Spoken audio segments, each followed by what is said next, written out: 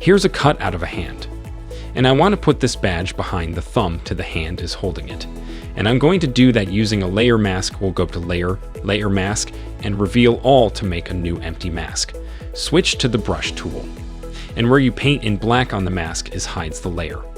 Now it doesn't matter if you go over the edges, because the layer is hidden and not erased.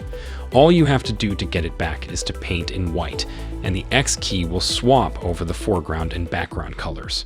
Now we can go through it more carefully and paint in the area that was hidden.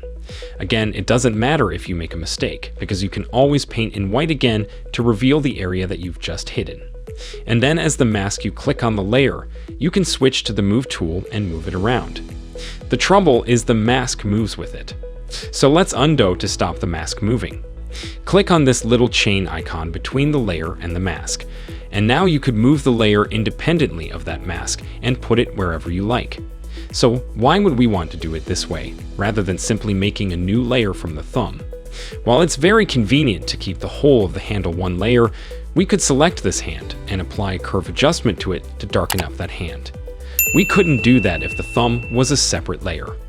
If this video helpful to learn quickly, hit the like button, and also don't forget to subscribe to our channel and hit the bell icon.